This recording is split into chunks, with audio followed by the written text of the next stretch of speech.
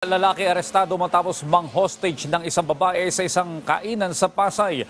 Ang biktima, tinutukan ng basag na bote sa leeg. Si Bien Manalo sa detalye. Nabulabog ang mga tao sa isang kainan sa Pasay City nang i-hostage ng isang lalaki ang isang babae sa harap mismo ng kainan. Tinutukan ng basag na bote ng sospek sa leeg ang biktima. Maya-maya pa ay lumapit ang isang pulis at sinubukang pakalmahin ang sospek. Umabot ng halos kalahating oras bago nakawala ang biktima sa kamay ng hostage taker. At doon na kinuyog ng taong bayan ang sospek. Sa investigasyon ng mga pulis, galing sa probinsya ang sospek na nagpunta sa Maynila para maghanap ng trabaho. Ayon naman sa mga responding pulis, pinilit nilang pakalmahin ang sospek bago tuluyang arestuhin. Tumingi siya ng tulong dahil nanghihina siya at hindi siya makalakad. Habang tumatawag po, pagtalikod po ng pulis natin, doon na po siya nanghila ng babae na yun po yung biktima. Kinausap ng pulis natin, pinakalma, lalo na yung biktima natin kasi pilit niyang pumipiglas.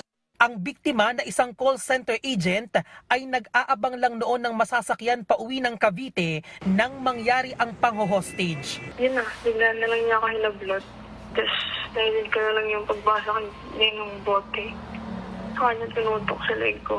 Pinipilit na lang daw niyang pinakakalma ang sarili habang sinasalag ng kanyang kamay ang basag na boteng unti-unting dumidiin sa kanyang leeg. Pinilit ko kumalma kasi parang hindi ako din mag-panic kasi baka hindi rin ako makakapag-kilos ng maayos na pag nagpapanik ako eh. Inisip ko din yung family ko po. Sabi ko, kuya, yung pamilya ko. Tapos please kuya, wag gumagalan lang ako ng gumagalan. Nasugatan sa leeg at kamay ang biktima na ngayon ay nasa maayos ng kalagayan. Depensa naman ng hostage taker, hindi niya raw alam kung paano siya napunta sa Pasay, gayong alam niya ay nasa Baguio siya. Giit pa nito, bago raw siya ng hostage, ay nanghingi pa raw siya ng tulong sa mga pulis na dalhin siya sa ospital. Namumulikat na itong mga pa ako. Ayaw pa nila akong tulungan. Sabi ko, hindi naman po ako gumagawa ng istorya. Nahaharap sa kasong illegal detention, frustrated murder at alarm and scandal ang sospek. Bien Manalo para sa Morning Show ng Bayan, Rise and Shine Pilipinas.